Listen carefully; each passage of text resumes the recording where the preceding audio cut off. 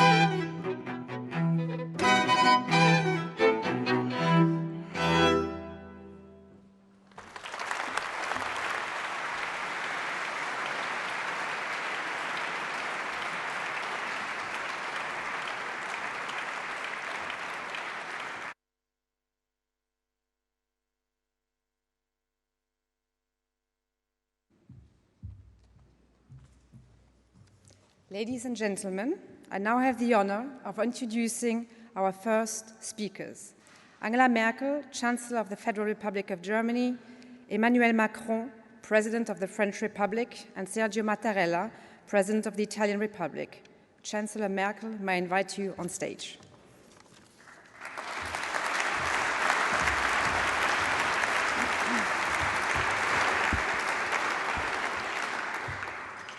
Sehr geehrte Herren Präsidenten, lieber Emmanuel Macron und sehr geehrter lieber Sergio Mattarella, sehr geehrte Frau Präsidentin der Kommission, elect, wie man so schön sagt, liebe Ursula von der Leyen, lieber Ministerpräsident des Bundeslandes Hessen, Exzellenzen, liebe Christine Lagarde und natürlich lieber Mario Draghi und ich darf vielleicht auch sagen, liebe Familie Draghi. Die Verbindungen zwischen deiner Heimat oder ihrer Heimatstadt Rom und Frankfurt, die sind ja unübersehbar. Der Limes verläuft nur wenige Kilometer von hier entfernt. Die Spuren römischen Lebens finden sich hier allerorts. Und selbst das Rathaus der Frankfurter Römer und der Römerberg inmitten der Altstadt zeugen von der kultur- und geistesgeschichtlichen Nähe zur ewigen Stadt. Im Grunde also bewegen auch Sie sich, lieber Mario Draghi, in der guten Tradition, als Römer hier Spuren zu hinterlassen. Und in der Tat haben Sie das in den 8 Jahren als Präsident der Europäischen Zentralbank nicht nur hier, sondern europaweit getan. Die EZB ist durch stürmische Zeiten geführt worden, in denen sich auch, aber nicht nur, die Schwachstellen der Europäischen Währungsunion offenbarten. Ich erinnere mich noch gut daran, wie wir vor 8 Jahren kurz, und jetzt wechsle ich mal in das Du, weil ich Mario Draghi so oft gesehen habe, kurz vor deinem Amtsantritt in Frankfurt zusammentrafen. Gleich im Anschluss an die Feierlichkeiten war die erste gemeinsame Krisensitzung anberaumt. Viele weitere sollten folgen. Das waren keine einfachen Tage und auf den Märkten wurde über ein Auseinanderbrechen des Euroraums spekuliert. Davon sind wir heute, 8 Jahre später, weit entfernt. Das Vertrauen der Marktakteure in den Euro und den Euroraum ist zurückgekehrt. Unser Währungsraum ist zwar nicht ohne Probleme, aber doch weitaus stärker als zu Beginn der europäischen Staatsschuldenkrise. Und die Europäische Zentralbank hat unter deiner Führung dazu einen entscheidenden Beitrag geleistet.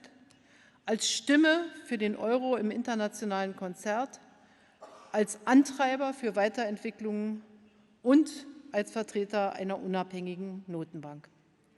Und das bemisst sich nicht allein in Daten und Zahlen, sondern zeigt sich auch in hohen Zustimmungswerten der Bürgerinnen und Bürger zum Euro in den Mitgliedstaaten der Eurozone. Und die EZB hat während deiner Präsidentschaft einen entscheidenden Beitrag zur Stabilität dieses Euroraums geleistet.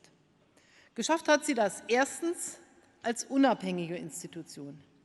Es ist diese Unabhängigkeit einer Zentralbank, die gerade auch in Deutschland mit der Bundesbank eine lange und vor allem bewährte Tradition hat.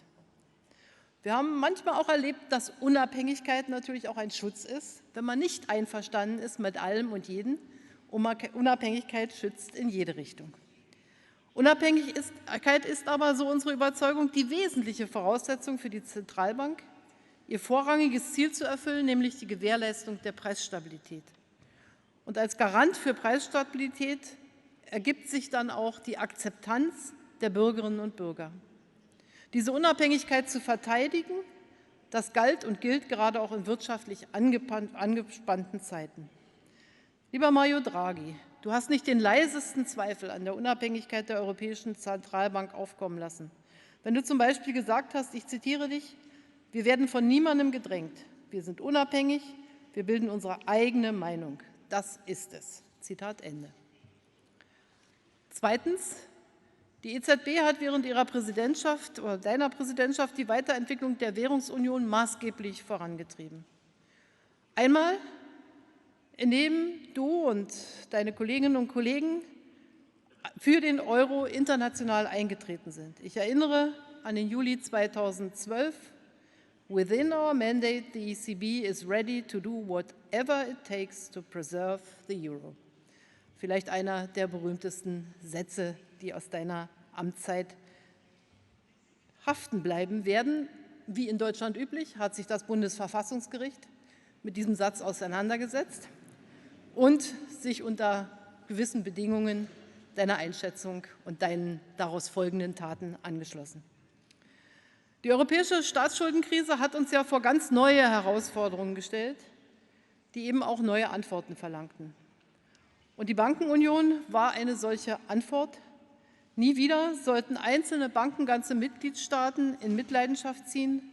Dank der Europäischen Zentralbank konnten wir die ersten Schritte zum Aufbau der Bankenunion sehr schnell umsetzen. Wir haben damals entschieden, die gemeinsame Aufsicht für Großbanken bei der Europäischen Zentralbank anzusiedeln.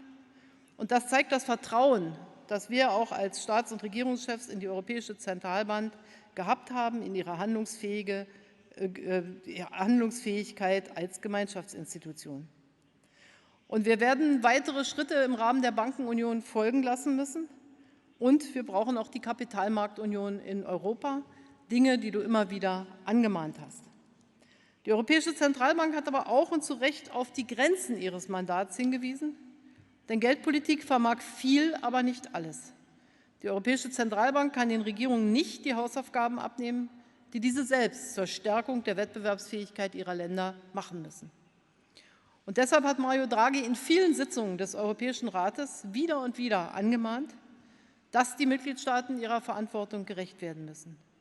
Das gilt gerade auch in wirtschaftlich guten Zeiten, die für Strukturreformen zu nutzen sind, damit sich die Finanz- und Wirtschaftspolitik nicht allein in Krisenreaktionspolitik erschöpft, sondern vorausschauend die Grundlagen für künftiges Wachstum stärkt. Drittens, übergeordnetes Ziel der Europäischen Zentralbank war und ist ein stabiler Euro. Dank der Bankenunion, des Euro-Rettungsschirms, der Stärkung des Stabilitätspakts steht der Euro heute auf einem weitaus festeren Fundament als vor 8 Jahren. Aber wir dürfen uns nicht in Sicherheit wiegen. Wir müssen weiterarbeiten. Und daher gehen wir einen weiteren Schritt mit dem neuen EU-Haushaltsinstrument für Wettbewerbsfähigkeit und Konvergenz und mit der Stärkung des europäischen Mechanismus ESM. Gerade die Konvergenz ist von entscheidender Bedeutung für die Eurozone, denn wir müssen feststellen, dass sie in den letzten Jahren nicht ausreichend stattgefunden hat. Und wir haben gerade für die Schaffung dieses neuen Haushaltsinstruments auf der Grundlage von deutsch-französischen Vorschlägen im letzten Jahr zentrale Eckpunkte beschlossen und wir werden die Rechtstexte hoffentlich bis Dezember dann auch verabschieden. Und wenn wir dann eine mittelfristige finanzielle Vorausschau haben, sehr geehrte Frau Präsidentin-elect, da müssen die Mitgliedstaaten noch dran arbeiten, dann wird auch dieses neue Haushaltsinstrument uns zur Verfügung stehen. Meine Damen und Herren, all das tun wir in der Überzeugung, dass der Euro weit mehr ist als eine Währung, die nur die mit ihr verbundenen Geldfunktionen erfüllt. Der Euro ist, vielleicht noch vor dem Schengener Abkommen, in jedem Fall aber neben Schengen, das zentrale Symbol der Unumkehrbarkeit des europäischen Einigungsgedankens. Und deshalb sind Deutschland und die Stadt Frankfurt stolz darauf, Heimat der Europäischen Zentralbank zu sein. Das Aufwärtsstreben Frankfurts als eines der größten Finanzzentren Europas, nicht ganz ohne Wettbewerber, wird nirgends anschaulicher als mit diesem beeindruckenden Hauptgebäude, in dem wir heute hier zu Gast sind. Weithin sichtbar und zugleich in der Frankfurter Skyline eingefügt, zeigt dieses Haus, dass die Europäische Zentralbank Teil dieser Stadt ist. Und erstmals seit Bestehen der Europäischen Zentralbank wird hier demnächst eine Präsidentin einziehen. Liebe Christine Lagarde, ich freue mich sehr, dass mit dir eine so herausragende Persönlichkeit den Staffelstab von Mario Draghi übernimmt. Auf dich als EZB-Präsidenten warten spannende und vor allem verantwortungsreiche Aufgaben und ich wünsche dir dafür von Herzen eine glückliche Hand und viel Erfolg. Dir, lieber Mario Draghi, erleichtert es vielleicht den Abschied, dass du die Führung der Europäischen Zentralbank bei deiner Nachfolgerin auch weiterhin in wirklich guten Händen weißt. Für deinen leidenschaftlichen Einsatz als europäischer Zentralbankspräsident danke ich dir von Herzen. Du hast die Unabhängigkeit der Europäischen Zentralbank bewahrt und gelebt und die Währungsunion gestärkt.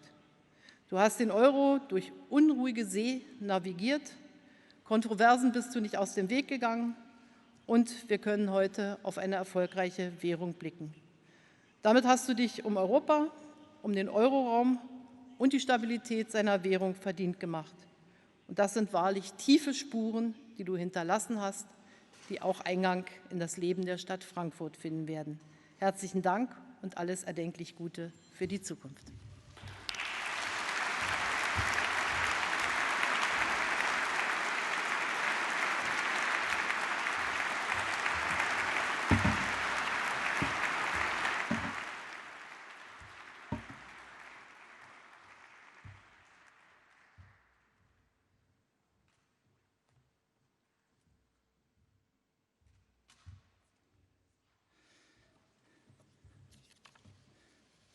Monsieur le Président de la Banque Centrale Européenne, cher Mario Draghi, Monsieur le Président de la République, cher Sergio, Madame la Chancelière, chère Angela, Monsieur le Ministre-Président du Land de Hesse, Madame la Présidente élue de la Commission européenne, chère Ursula, Madame la Présidente désignée de la Banque Centrale Européenne, chère Christine, Mesdames et Messieurs les commissaires, les ministres et les gouverneurs, Mesdames et Messieurs, chers amis. Si nous sommes si nombreux aujourd'hui à Francfort, autour de vous, cher Mario, ce n'est pas seulement pour saluer un mandat bien mené à la présidence de la Banque Centrale Européenne. Ce qui nous réunit aujourd'hui dépasse largement le cadre de la politique monétaire. Je laisserai d'ailleurs à d'autres plus qualifiés que moi le soin d'analyser et de prolonger l'immense héritage que vous laissez en la matière. Ce que nous célébrons par-dessus tout aujourd'hui, c'est l'action d'un homme qui a porté très haut le rêve européen et qui l'a porté dans cette institution qui a montré durant la crise financière, et je parle là devant votre prédécesseur et votre successeur, toute sa solidité et sa robustesse. Un homme qui aura été, dans ses discours et ses décisions, un digne héritier des pères fondateurs de l'Europe. Cette filiation, cher Mario, vous place dans les pas de Jean Monnet, de Robert Schuman, de Konrad Adenauer et de vos illustres compatriotes Alcide de Gasperi et Altiero Spinelli. À Milan, il y a quelques semaines, vous avez prononcé un de ces discours qui auront jalonné votre mandat et qui sont désormais gravés dans la pierre qui bâtit l'Europe. Aux étudiants de l'université catholique qui vous remettaient un prix, vous avez évoqué 3 qualités qui font un bon décideur public: le savoir, le courage et l'humilité. Ces qualités, cher Mario, vous les honorez et les avez ici incarnées. Le savoir, vous l'avez acquis, conquis par une formation académique, une expérience professionnelle exceptionnelle. Vous l'avez sans cesse nourri de vos échanges avec les plus brillants chercheurs en économie, et vous l'avez transmis par vos enseignements et vos conférences. Cette expertise, reconnue de tous, a été décisive pour asseoir votre autorité intellectuelle auprès de vos pairs, des observateurs du marché, comme on dit, et bien au-delà. Du courage et même de l'audace, il vous en a tant fallu au cours de ces 8 dernières années. Plongé dans la crise des dettes souveraines de la zone euro, à peine installé dans vos fonctions, vous avez mené une action, appuyée par vos équipes de la BCE venues en nombre aujourd'hui, vous témoignez leur estime, qui a été décisive pour sauver l'Europe du naufrage. L'histoire retiendra évidemment, et Madame la Chancelière faisait référence à cette phrase il y a quelques instants, ce 26 juillet 2012 où vous avez affirmé la détermination de la BCE à faire tout ce qui était en son pouvoir pour sauver l'euro. Whatever it takes. 3 mots.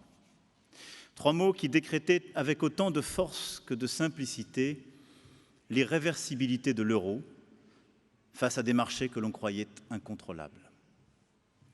Puis, tout au long de votre mandat, vous avez pris des décisions non moins audacieuses pour stimuler la reprise du crédit ou prévenir le risque de déflation en zone euro. Votre courage se mesure aussi à l'immense ambition européenne que vous n'avez jamais cessé de porter contre les vents de reflux et les voies du repli. Face aux insuffisances de l'union économique et monétaire, vous avez appelé à la mise en place d'une véritable union bancaire et à l'établissement d'une capacité budgétaire de la zone euro d'une taille importante, dotée d'une fonction de stabilisation. Tout comme Madame la Chancelière, je me félicite d'abord de l'accord franco-allemand trouvé à Meseberg sur ce sujet, puis de l'accord européen trouvé en décembre dernier, qu'il nous faudra poursuivre dans des temps qui demeureront chahutés et où ces instruments, cette stratégie, demeurent plus indispensables que jamais. Ce courage, cher Mario, a pu, paraît-il, parfois vous valoir des critiques. Cela l'a rendu encore plus indispensable. Récemment, vous avez, avec le soutien unanime du Conseil des gouverneurs de la BCE, appelé la politique budgétaire à jouer pleinement son rôle face au ralentissement actuel, en invitant les États membres disposant des marges de manœuvre budgétaires à agir de manière résolue, efficace et rapide. Nous savons tous ici combien cela est nécessaire, et je ne peux que saluer le courage du responsable public qui a su, dans le respect de son mandat, appeler les États membres à faire preuve d'ambition et à dépasser parfois nos dogmes. C'est désormais à nous, chefs d'État et de gouvernement, de porter ce fameux « whatever it takes ». Pour être à la hauteur de votre courage et de votre clairvoyance, nous devons être les dépositaires de cet héritage, le vôtre, cette certitude de la pérennité de l'euro et la nécessité de son renforcement qui fera la force de notre Europe entière. Quant à l'humilité qui vous caractérise, elle n'a, je crois, rien d'étranger à la formation jésuite que vous avez reçue.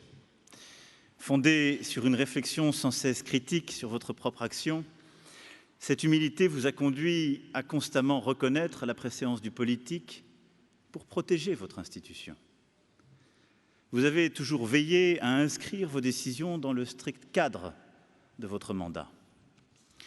N'oublions pas que le fameux « whatever it takes » était précédé d'un « within our mandate » à l'intérieur de notre mandat. C'est aussi cette humilité, cette éthique qui vous ont animé lorsque vous avez eu le souci de rendre compte de vos actes devant les parlementaires nationaux et européens. Enfin, cher Mario, vous me permettrez d'ajouter à ces qualités rares une quatrième qui vous caractérise, il me semble. Peut-être plus encore que les trois précédentes, l'humanité. Dans le monde de la finance et des banques centrales, qui peut paraître d'une froideur distante, cette qualité a peut-être parfois été moins perceptible. Et pourtant, pétri de cet humanisme européen qui est né, comme vous, en Italie, vous avez toujours gardé conscience que ce qui importait le plus, au-delà des mots et des chiffres, c'est la vie des gens. Cela a toujours été votre boussole, et vous ne vous êtes pas égaré sur le chemin. Vous avez agi pour eux, pour tous, pour ce qu'on appelle dans mon pays, et cela a un sens, l'intérêt général. Cet humanisme européen vous place résolument dans la lignée de ces grands fondateurs et de ces grands esprits. C'est pourquoi, je le disais, c'est bien plus qu'un mandat réussi à la tête de cette institution que vous nous laissez aujourd'hui. Ce que vous nous léguez, cher Mario, c'est le flambeau de l'humanisme européen. Car en sauvant l'euro, c'est la protection de l'Europe et de ses peuples que vous avez assurée et fortifiée. Désormais, cette voie que vous avez tracée, cet humanisme, qui pendant 8 ans s'est traduit dans le concret de vos actions, nous incombe à tous. Et je sais combien la présidente Lagarde, qui maintenant aura la charge dans quelques jours de vous succéder, sait la place et l'importance de cet héritage. Je sais aussi toute l'importance qu'elle accorde à l'indépendance et la responsabilité qui va avec.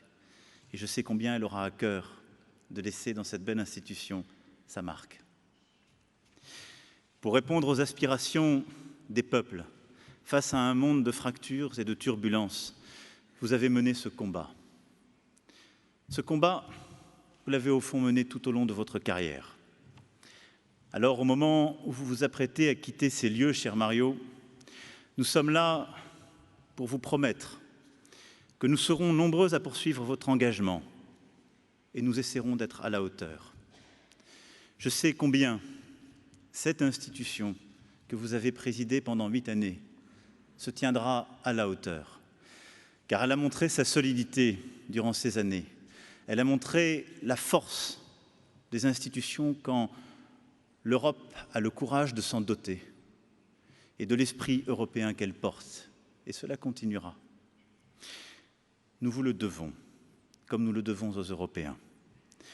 Et je sais aussi que vous y prendrez encore votre part, au-delà d'un repos amplement mérité, car cet humanisme vit en vous.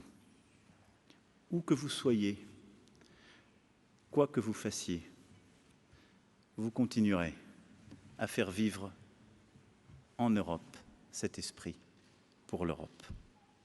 Je vous en remercie, nous vous en remercions.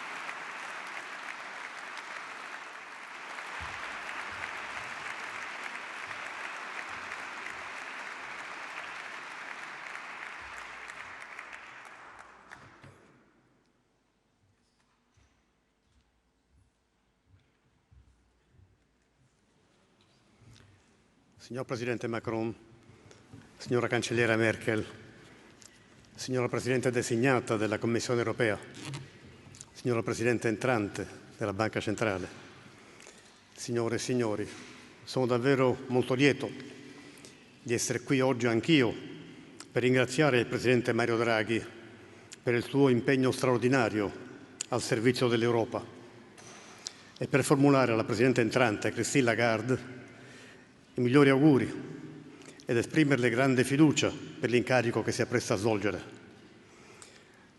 La cerimonia di oggi rappresenta anche un'occasione di riflessione. Sono infatti trascorsi ormai 20 anni dalla nascita della Banca Centrale Europea e il bilancio che possiamo trarne è certamente positivo. Mario Draghi ha raccolto il testimone da Jean-Claude Juncker in un momento di grande cambiamento, dopo i primi 10 anni di unione monetaria, caratterizzati da condizioni economiche relativamente stabili, con una crescita moderata e costante che la banca ha favorito e accompagnato. Un primo decennio nel quale l'istituzione è riuscita a costruire la sua credibilità intorno all'obiettivo di contenimento all'inflazione, assicurando coerentemente con l'obiettivo prefissato che essa si mantenesse intorno al 2%. Nel 2011, tuttavia, l'impatto della crisi finanziaria imponeva all'Unione e alla banca, in primo luogo, un cambio di passo. La sfida, infatti, era presto divenuta esistenziale: sconfiggere la percezione della possibilità, se non del rischio, di dissoluzione dello stesso eurosistema. Una possibilità e un rischio che oggi possiamo considerare sconfitti. Alla crisi dei debiti sovrani, con i suoi effetti su banche e imprese, e più di recente al livello eccessivamente basso dell'inflazione, la banca ha infatti saputo rispondere con strumenti talvolta innovativi, che sono stati più volte ampiamente dibattuti, rifiutando di configurarsi come un'entità rigidamente limitata da meccanismi predefiniti, quali che siano le situazioni che si presentano, ma dimostrando rispetto ad esse intelligenza e capacità di reazione, senza subirne passivamente le conseguenze, sempre mantenendosi rigorosamente nell'ambito del mandato assegnatole. Mai è venuta meno la consapevolezza dei limiti della politica monetaria e allo stesso tempo l'invito pressante ad agire attraverso altre leve, come la politica fiscale e le riforme strutturali, perché, come il Presidente della Banca ha sovente sottolineato, non è possibile porre sulla politica monetaria un fardello eccessivo. Usciti dalla fase più buia, occorreva che l'Unione mettesse in sicurezza l'economia europea e soprattutto ne accompagnasse il recupero definitivo sul piano della crescita e del sostegno all'occupazione. Le risposte sono state importanti e molteplici. prendendo atto della necessità di iniziative da parte di tutte le istituzioni dell'Unione. L'architettura complessiva della moneta unica si è irrobustita. Si sono opportunamente rafforzate le regole comuni relative ai bilanci pubblici. Si è creato il meccanismo di stabilità. Si è posto mano al sistema bancario con la sorveglianza unica, impostando al contempo sia il meccanismo di risoluzione delle crisi, sia una salvaguardia a livello europeo dei depositi, sebbene resti ancora da completare un loro sistema comune di assicurazione. Mario Draghi, in questi 8 anni, è stato autorevolmente al servizio di un'Europa più solida e più inclusiva, interpretando la difesa della moneta unica come una battaglia da condurre con determinazione contro le forze che ne volevano la dissoluzione. Con coraggio, un coraggio razionale, perché sempre sostenuto dall'analisi e dagli approfondimenti che venivano dalla istituzione stessa, dal Consiglio nella sua collegialità, in un contesto che è per sua natura caratterizzato da incertezza nelle reazioni dei singoli e dei mercati. Coraggio associato alla capacità di ascoltare il dissenso, le voci critiche, ma anche di valorizzare il contributo di chi sa sfidare visioni consolidate. Oggi possiamo dire che il sistema europeo economico è più solido, l'occupazione è cresciuta ed è mediamente più alta che nel 99. Il sistema bancario è più compatto, l'integrazione fra le economie e quindi la convergenza fra gli Stati membri è elevata, ma soprattutto, e questo rappresenta uno dei più grandi risultati, il sostegno popolare all'euro è tornato ad essere particolarmente alto. L'incontro di oggi è anche un'occasione per riflettere sullo stato di questo grande cantiere che è l'Europa e in particolare su ciò che ancora rimane da fare, in particolare per rafforzare l'Eurozona. Non possiamo dimenticare che la competizione con le grandi aree economiche del mondo è divenuta fortissima, che la dimensione è, ancor più che in passato, elemento imprescindibile per poter influenzare il corso degli avvenimenti a tutela della nostra società e dei nostri cittadini. Completare il cantiere europeo diviene nell'attuale contesto necessità esistenziale se l'Unione intende concretamente divenire attore globale. Il 22 febbraio scorso l'Università di Bologna ha conferito a Mario Draghi la laurea honoris causa. Vorrei ripetere alcune delle parole della sua Lectio Magistralis. Nel mondo di oggi le interconnessioni tecnologiche, finanziarie e commerciali sono così potenti che solo gli Stati più grandi riescono ad essere indipendenti e sovrani al tempo stesso, e neppure interamente. E aggiungeva, l'Unione Europea è la costruzione istituzionale che in molte aree ha permesso agli Stati membri di essere sovrani. È una sovranità condivisa, preferibile a una inesistente. Vorrei far mie queste affermazioni, perché nell'Unione risiede la tutela della sovranità dei Paesi europei. La quantità e la qualità dei passaggi e degli interventi necessari per far fronte alla nuova condizione internazionale ha bisogno di un ulteriore e responsabile cambio di passo, al quale non può essere estraneo il Parlamento europeo, espressione dei popoli europei. Dobbiamo tutti aver coraggio. Non credo che sia stato facile per il presidente Draghi, nel pieno della crisi, affermare whatever it takes, tutto ciò che è necessario, finché è necessario, per il bene dell'Europa e delle future generazioni, è quel che dobbiamo tutti assolutamente fare. Professor Draghi, caro Mario, come cittadino europeo desidero dirti grazie.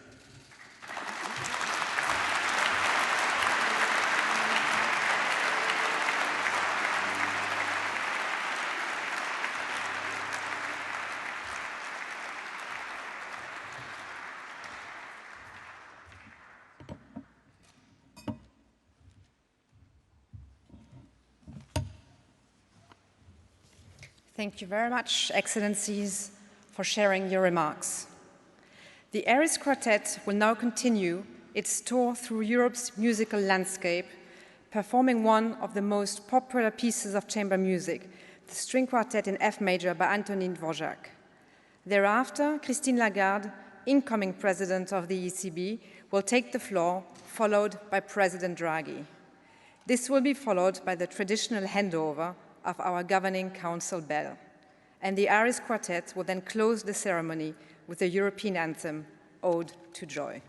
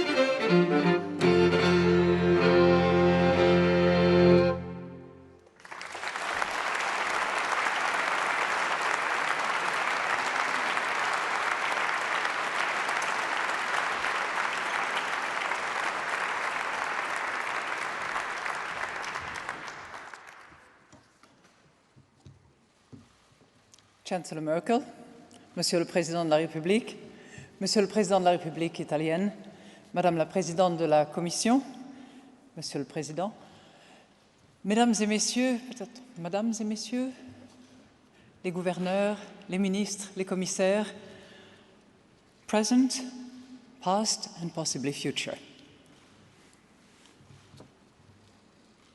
Signor Presidente Draghi, Signora Draghi, it is customary in farewell speeches to recount the highlights of the many worthy professional deeds of the person who is living. In your case, dear Mario, these deeds are so well known that there is no need to repeat them. I have actually committed to staff not to say the famous 3 words.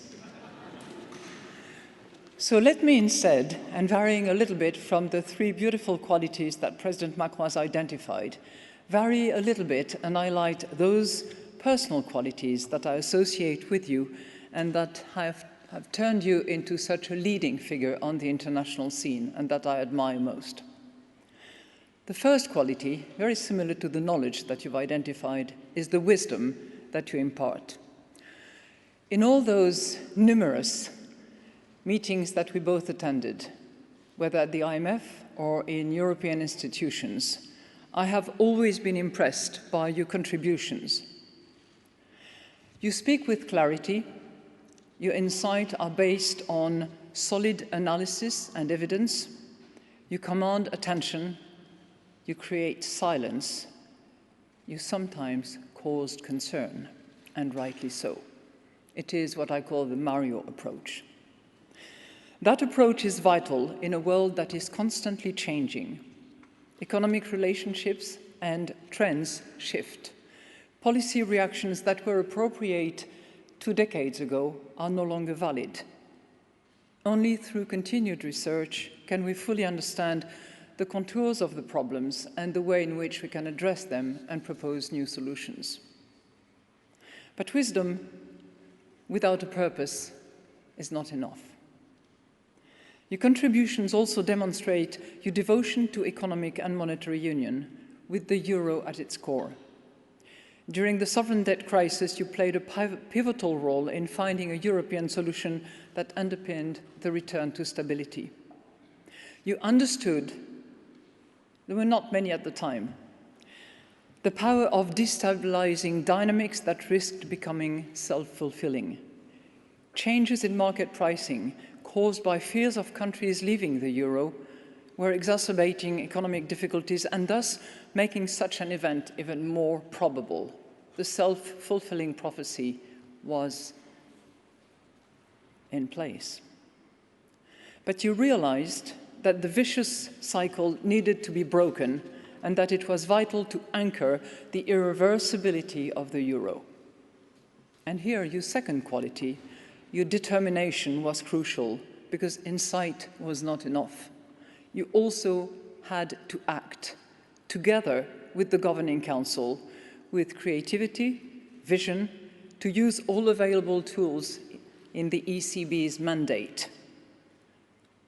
File che devi is certainly something that you had in mind and that we had in mind and should have in mind. Your decisiveness and commitment inspired confidence, not just to the markets, not just to the economy, but also to the policymakers who were inspired by your confidence. As you have noted, the moves establishing banking union, the European stability mechanism, and structural reforms in a number of countries were also a vital part of the process. But you inspired us at the time. Your dedication to the future success of the euro remains unabated. You continue to advocate for the completion of the reforms started during the crisis, for structural reforms that have been started and maybe not yet completed, in order to harness the opportunities for living standards offered by the single market and for a better mix between monetary and fiscal policy, in order to facilitate the effectiveness of both of them in an interrelation that is something of a chemistry. These factors all remain crucial to ensure that we never have to face such a crisis again, or that if we ever have to face it, we are actually equipped to deal with it. Now, to anyone who knows you, Mario, I think it is very clear that underlying all that you have done is a genuine commitment to the people of Europe. The euro does not belong to you, you know that. It does not belong to the ECB, however well it serves it. It belongs to them, to the people of Europe. And we are merely stewards on their behalf. As we both know, we're just passing through. And while always faithful to the mandate for price stability, you showed you care for people through your speeches, raising a number of important issues. 2 years ago, you gave a speech in Dublin highlighting the long-term cost to our societies of youth unemployment. You pointed out that while national policies were crucial, Europe could actually provide part of the solution through the opportunities offered by the single market. And if there is one number that you mentioned, it is not necessarily 2% close to but below, but it's 11 million of those jobs that were created. You have also highlighted how Europe provides protection for people. And in your speech earlier this year at the University of Bologna, you explained how by working together we increase our sovereignty in a globalized world, and distinguished between independence and sovereignty and how one can facilitate the other. Europe has been at the heart of everything that you do. Your stewardship is now coming to an end, and you leave with the euro more popular than ever and trust in the EU at its highest level since the crisis.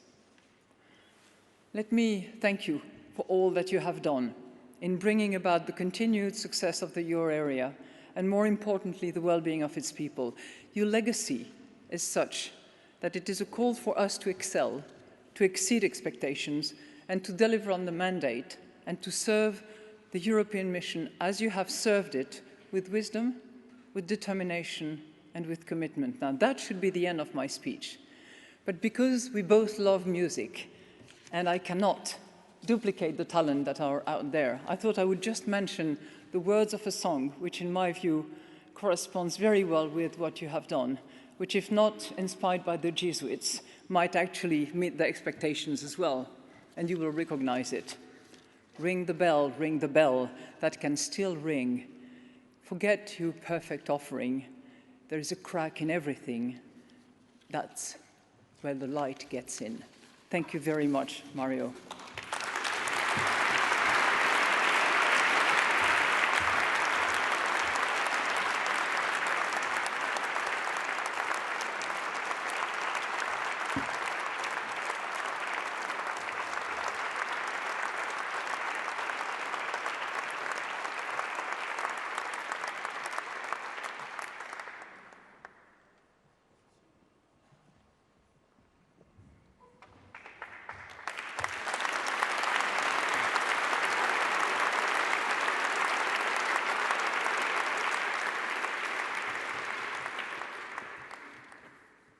Well, first of all, let me say thank you, Christine, for your extremely kind, it's an understatement, for your extremely kind words. Leaving the ECB is made all the easier, as Chancellor said, by the knowledge that its presidency is in your capable hands.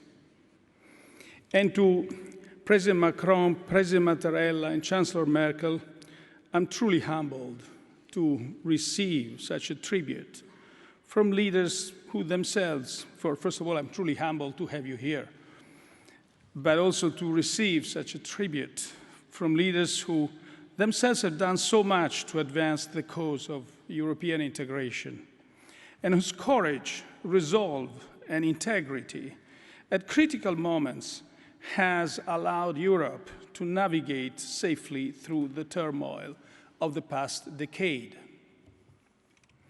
This year marks 2 decades of monetary union, which is by any measure a momentous anniversary. Not so long ago, the euro area economy was scarred by a level of unemployment probably unseen since the Great Depression. And fundamental questions were asked about whether the euro would survive.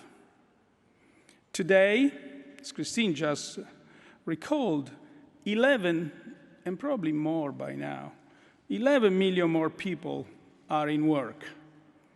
Public trust in the euro has risen to its highest level ever. Across the euro area, policymakers are reaffirming that the euro is irreversible. But I see today more as an occasion to reflect than to celebrate. The euro is an eminently political project, a fundamental step towards the goal of greater political integration, a project which found its economic justification in the parlous state of European economies in the mid-1980s. Unemployment had risen from 2.6% in 1973 to 9.2% in 1985, and growth had slowed significantly in the 12 countries that would go on to form the euro area. What the visionary leaders of that era saw, however, was that Europe had a powerful tool at its disposal to raise growth, to transform its common market into a single market. Removing existing barriers to trade and investment could reverse the decline in economic potential and bring more people back in work. Yet, the single market was always more than just this. It also aimed to protect people from some of the costs of the changes that would inevitably arise. Unlike the wider process of globalization, it allowed Europe to impose its values on economic integration, to build a market that, to the extent possible, was free and just. Common rules would create trust between countries, give the weak recourse against the strong, and provide safeguard for workers. The single market, in this sense, was a bold attempt at managed globalization. It combined competition with levels of consumer and social protection unseen in the rest of the world. But there was one type of unfair practice that the single market could not prohibit: competitive devaluations. That prospect would undermine the mutual trust that was critical for the single market to survive, and, even more importantly, for the project of greater political integration to progress. Freely floating currencies were therefore not an option, and fixed exchange rates would not work as capital became more mobile within Europe, as the ERM crisis in 92-93 proved. The answer was to create a single currency, one market with one money. This construct has been largely successful. Incomes across countries have materially increased. Integration and value chains have developed to an extent unimaginable 20 years ago, and the single market has survived intact through the worst crisis since the 1930s. But the past 20 years have taught us a few lessons, two of which I want to recall today, for a successful monetary union. The first concerns monetary policy. When the ECB was established, its dominant concern was to keep inflation down. The ECB was a new central bank with no track record, so its policy framework was expressly designed to build strong anti-inflationary credibility. It achieved this quickly, and it is so to the tremendous credit of the ECB's early leaders that its first decade went so smoothly. But no one could have foreseen that the environment facing monetary policy globally was soon to abruptly reverse, that inflationary forces would turn into deflationary ones. In all advanced economies, this called for a new paradigm for central bankers, which comprised two elements: the determination to fight deflation as strongly as inflation, and flexibility in the choice of instruments to do so. In our case, the ECB has proven that it will not accept threats to monetary stability caused by unfounded fears about the future of the euro. It has shown that it will fight risks to price stability on the downside as vigorously as those on the upside. And it has established that it will use all the tools within its mandate to secure its mandate without ever exceeding the limits of the law. The European Court of Justice has affirmed the legality of the measures we've taken, and it has confirmed the ECB's broad discretion in using all its instruments in a necessary and proportionate way to achieve its objective. This judgment was crucial because at stake was the essence of the central bank that the ECB has become, and that most people in Europe want to see: a modern central bank able to deploy all its instruments commensurate with the challenges it faces, and a truly federal institution that acts in the interests of the whole euro area. The second lesson concerns the institutional construction of the economic and monetary union. The euro area is built on the principle of monetary dominance, which require monetary policy to be single-minded in its focus on price stability and never to be subordinate to fiscal policy. Monetary dominance doesn't preclude, however, communicating with governments when it's clear that mutually agreed aligned policies would deliver a faster return to price stability. It means that alignment between policies, where needed, must serve the objective of monetary stability and should not work to the detriment of it. Today, we are in a situation where low interest rates are not delivering the same degree of stimulus as in the past, because the rate of return on investment in the economy has fallen. Monetary policy can still achieve its objective, but it can do so faster and with fewer side effects, negative side effects, if fiscal policies are aligned with it. This is why, since 2014, the ECB has gradually placed more emphasis on the macroeconomic policy mix in the euro area. A more active fiscal policy in the euro area would make it possible to adjust our policies more quickly and lead to higher interest rates eventually. In our monetary union, national policies play the main role in fiscal stabilization, much more so than state-level policies in the United States. But national policies cannot always guarantee the right fiscal stance for the euro area as a whole. Coordinating decentralized fiscal policies is inherently complex, and we've seen this on and on. And uncoordinated policies are not enough, because the spillovers between countries from fiscal expansions are relatively low. This is why we need a euro area fiscal capacity of adequate size and design, large enough to stabilize the monetary union, but designed not to create excessive moral hazard. There will be no perfect solution.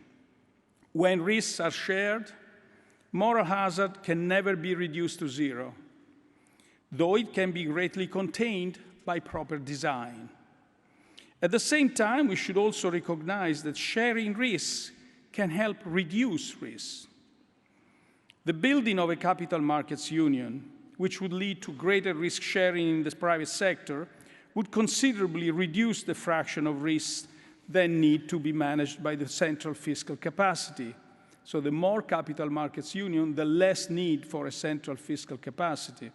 And for a central fiscal capacity would in turn reduce the risks for the whole union when national policies are unable to play that role. In other regions where fiscal policy has played a greater role since the crisis, we have seen that the recovery began sooner and the return to price stability has been faster. The US had a deficit of 3.6% on average from 2009 to 2018, while the euro area had a surplus of 0.5% over the same period of time. In other words, the US has had both a capital markets union and a counter-cyclical fiscal policy. The euro area had no capital markets union and a pro-cyclical fiscal policy.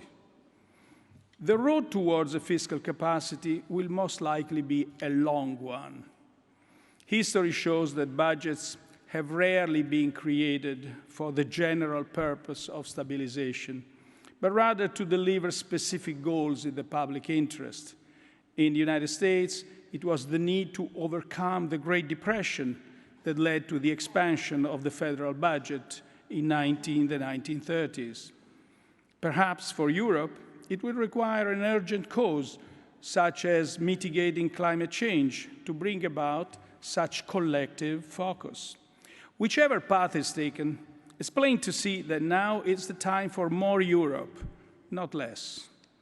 I mean this not in an axiomatic way, but in the truest tradition of federalism, where results can best be delivered by national policies. Let it stay that way. But where we can only deliver on the legitimate concerns of the public by working together, we need Europe to be stronger. For us Europeans, in a globalized world, it's just been recalled by the speakers who preceded me, I think believe all of them, a true sovereignty that meets people's needs for security and prosperity can be achieved only by working together. As Chancellor Merkel has said, we Europeans have to take our destiny into our own hands if we want to survive as a community.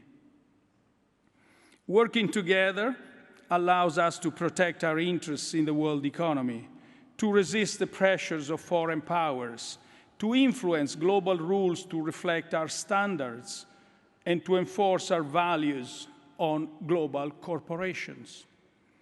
None of these can be achieved to the same degree by countries acting alone. In a globalized world, sharing sovereignty is a way to regain sovereignty. But recognizing what we need to exercise, what President Macron has termed European sovereignty, to be effective doesn't mean that we already have the political infrastructures to do so today. Awareness of their necessity is growing quickly, however. We saw this emerging in the most recent European Parliament elections, which was perhaps the first such election fought mainly on European questions. Even those who were seeking to slow down European integration did so by contesting the European Union institutions rather than rejecting their legitimacy outright. This is only a start, but it suggests our union is moving in the right direction, and I'm confident that it will continue to do so, because it is ultimately the self-interest of individual countries that lays out our future path towards a European sovereign. The actions of many committed Europeans at both the national and EU levels have helped us to reach this point. There are three groups whose contributions I would like to single out today. The first is the staff of the ECB and of the national central banks. There were many occasions during the crisis when the ECB found itself in truly uncharted waters. We faced, by any measure, an incredibly complex economic situation, with new challenges appearing the moment old ones were resolved. Those years were intense for you and your families. But your dedication, the success of the measures you designed, and the competence you displayed across the Eurosystem in implementing those measures will make those years worth remembering. These policies are now available to all future policymakers to meet similar challenges. And this is a legacy of which all Eurosystem staff can and should be proud. So let me express my gratitude for all your remarkable efforts, which truly served the ECB through this unprecedented time, and in doing so, you served the people of Europe. The second group I would like to highlight are my colleagues on the Executive Board and Governing Council, both past and present. You have enacted a series of measures over the past 8 years in extraordinary circumstances. The bedrock of those decisions has been your consistent and unconditional commitment to our mandate. You've been unwavering in your determination both to deliver our mandate and to stay within its confines, to never accept failure. You can look back with satisfaction on what you've achieved in extremely testing conditions and in the knowledge that you have improved the welfare of many people. What unites the Governing Council has always been, and will always be, much greater than anything that might divide it. We all share the same devotion to our mandate and the same passion for Europe. I trust that this shared conviction will continue to serve the ECB and Europe in the years to come. And the third group that I wish to thank is Europe's leaders. It's you. We had to take measures that sometimes appeared controversial at first and whose benefits were only revealed slowly. Our determination never wavered, as it was founded on the solid work of the staff, of our staff, was also nourished by the empathy for the people who were suffering and strengthened by the conviction that the policies would improve their situation. But in such times, and especially in a multi-country currency union, political leaders who transcended national perspectives when assessing our monetary policy and who acknowledged the euro area perspective and explained it to their domestic audience, provided an essential bulwark for our independence. I'm grateful that we had such leaders in Europe and for your steadfast support and encouragement all throughout the crisis.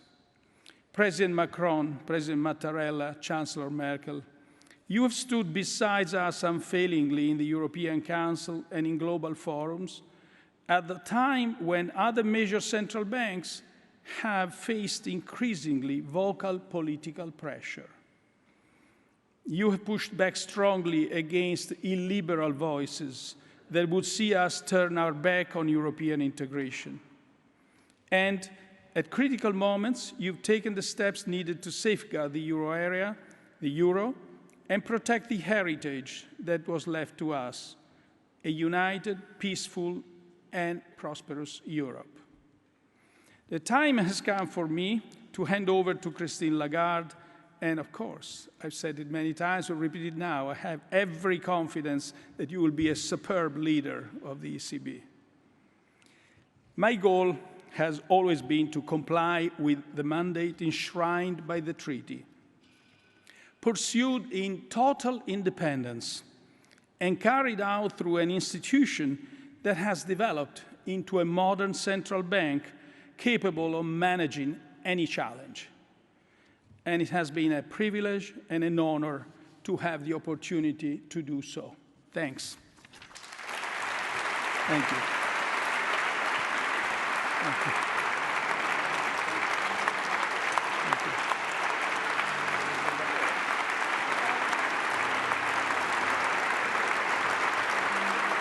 Thank you.